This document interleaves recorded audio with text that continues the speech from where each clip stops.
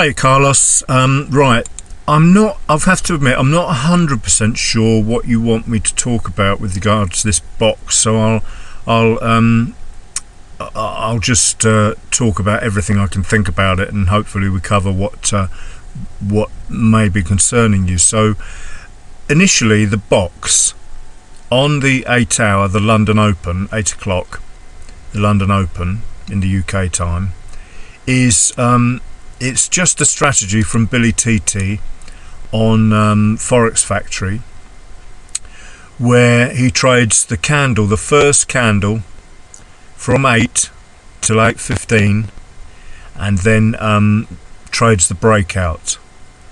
You'll have to look at his thread to see exactly how he trades the breakout. Obviously, well, not obviously, but he hasn't got this daily line box as far as I'm aware. Doesn't know anything about it, never mentions it. He just literally draws a line at the top of the 15-minute candle and the bottom when it closes, and then trade. He doesn't even wait for a pip or anything like that. He just trades the breakout for 5 pips. As far as I know, I haven't been on his thread now for don't know, 4, 5, 6 months, and updated myself to what he does, but he has a proprietary statistical program that he's written, and I think he sold it somewhere, and that's why he can't talk a huge amount about it, but he's happy to share the breakout with us. So he I think is somewhere around 65-66% winning just pure breakout. But he also, and I have to stress this, he also has what he calls a rescue sort of package, if you like.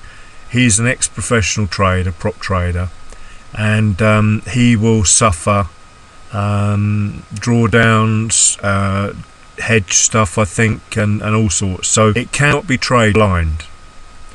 My take on that is that I use my trend analysis just to trade the 8 a.m.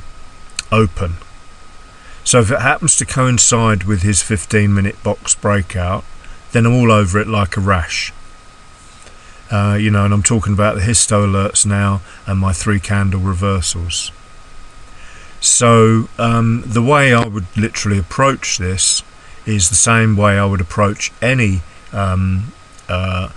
assessment of a possible move. I was going to say breakout there, but I'm not even worried about the breakout. A possible move. So before I'm even looking at the charts, or I can literally now, because I understand what I do with such depth, that I could literally wake up at 7:55, assess what's going on with the candles and the histo alert, and a quick squint at this as well to see what's happening.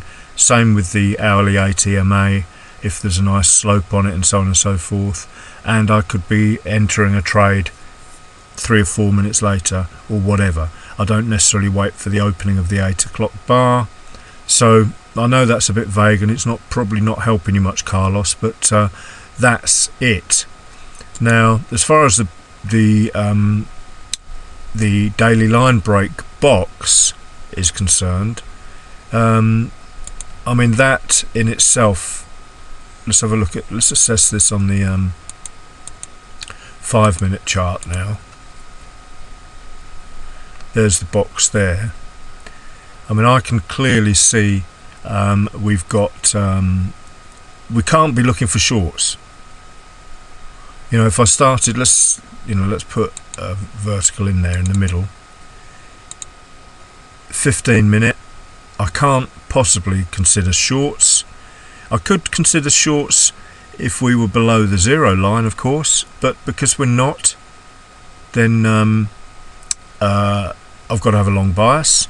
Just on this particular one here, what have we got going on? Well, we've got a bust up, a lovely pullback, extended pullback. We're on a 15-minute, so that's happened for about an hour and a half, 6 candles, and then we've finally got a breakout, a break and close there.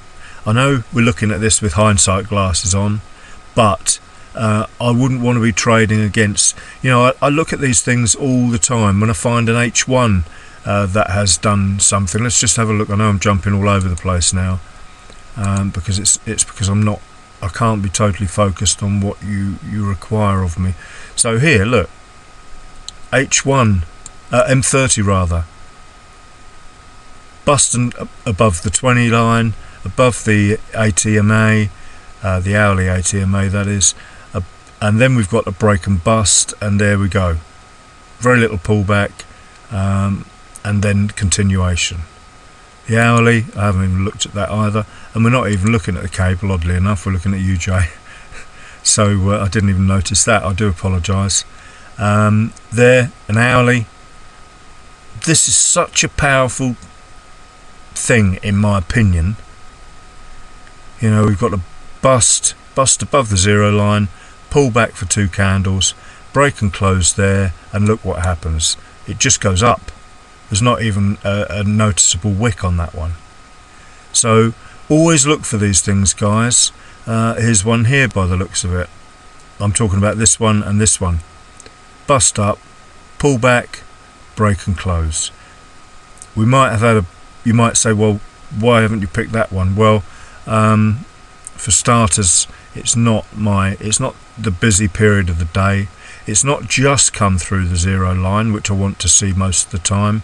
I want to be trading this sort of scenario. We've dipped down, come back over the 0 line, that's the bust, there's the pullback, there's the potentially the bust and break. Let's have a look. 7784 rather, 7769, double check that, 77804, 7769. How amazing is that? You know, but so you build an eye for that. I could just see that look lower. Then this one obviously is the breakout and close, and then we've just gone up. There has been a bit of drawdown there, but that's where you use the 1 minute to fine tune or the lower time frame, should I say, to fine tune your entry. So on the breakout things, I don't actually trade the breakouts, Carlos. You know, that 15-minute period you're talking about. I just trade the 7 a.m. open, the 6 o'clock pre-Frankfurt session, the 8 a.m. open. That's the Frankfurt open, and the 8 o'clock is the London open. I don't get involved as a rule in the American session. That's here and here. Purely because I don't want to be sat in front of my screens 12 hours a day under normal circumstances. Obviously under lockdown it's been a different kettle of fish. I've got a mother that is in the high risk group, if you like. She's had open heart surgery. She's extremely fit, but I don't want to be taking a chance. I want to see my mother live another 20 years if possible, and I don't want to take the chance. So I'm in self-imposed lockdown really. There's nothing wrong with me. I'm just keeping out the way of as many people as I can. So London session 15-minute break would be a similar approach to the English session 15-minute break, and you're going to apply the same thing to the Frankfurt session 15-minute break. It's just a question of knowing that you are going to have potential volatility at 7 a.m, 8 a.m, and 12, 1, and possibly 2 a.m. as well, because I've noticed that those 3 hours are pretty exciting. So all you have to do really is slap that daily line box on your chart. I'll put it on now actually, so it should be in your indicators. I've put the link to it somewhere on my Twitter feed, so let's put it on the 2 o'clock box, 2 o'clock open rather. No, we do it on the 1 o'clock, which will be 1500 on here. So daily, I'm still looking for it. So put 200 look back bars, start hour 2 ahead, so 1300 is 1 o'clock, add 2 for my broker, that's there, end hour 15.25, quarter past, extend hour to 16. Get rid of that stuff because it is a distraction, and put a unique number on there, 23, because I can't remember what the other one was, and a unique colour on that, the extension lines of orange, dark orange, and then look at the 5-minute charts.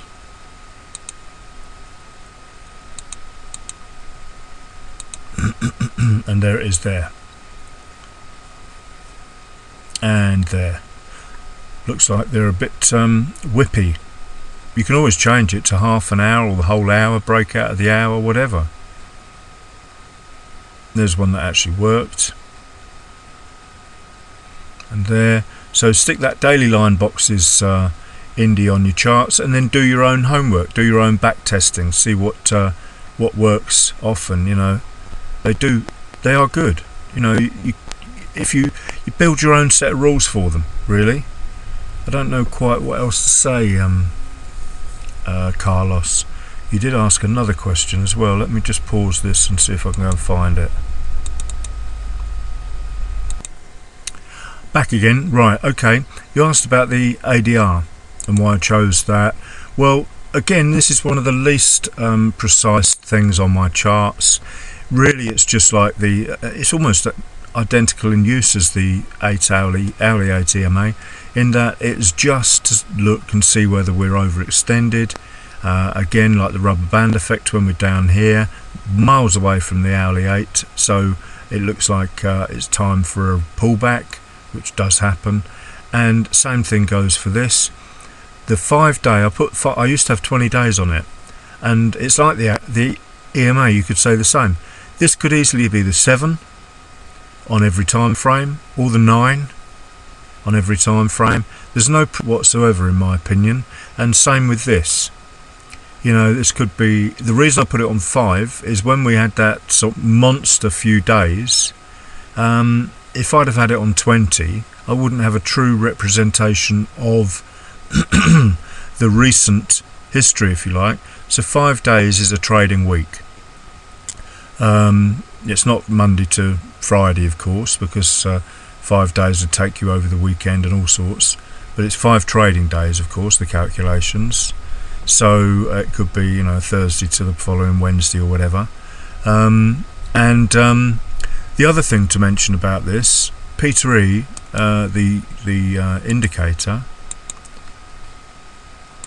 I used to have 3 of them on there. So I could put a number of days. I don't know whether this will work, but I think it should do. Let's put 10, and then stick the same font size, horizontal position to add, I think it used to be 22, something like that, to get the spacing right. And with any luck, I should be able to get another one on there. Ah, no, I won't. No, it'll just move that one. There you go. So I will put another one on there now.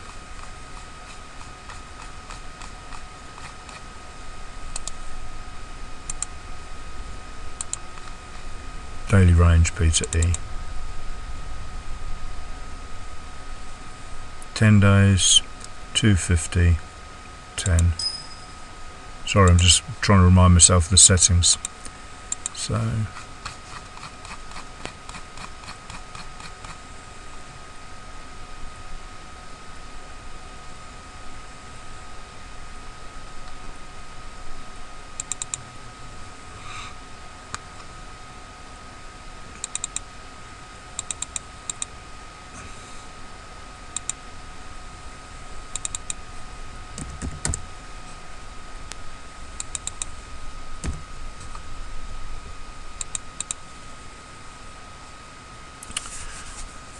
well, that didn't work, did it? I wonder why. I used to have 3 of them on there. Oh, did I set up another one, a copy?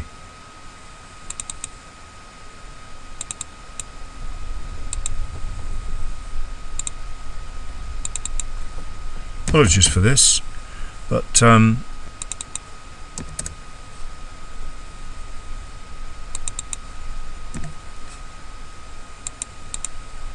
yes, so you have to save your daily range Peter E to sort of 1, 2 and 3 if you're using this indicator. I'm sure I've loaded it up somewhere, and then you can get them all set up on the same charts. So you can see I've got daily range Peter E 2, and that one we can change now to white. and we can set it on the horizontal position, and then we can set it on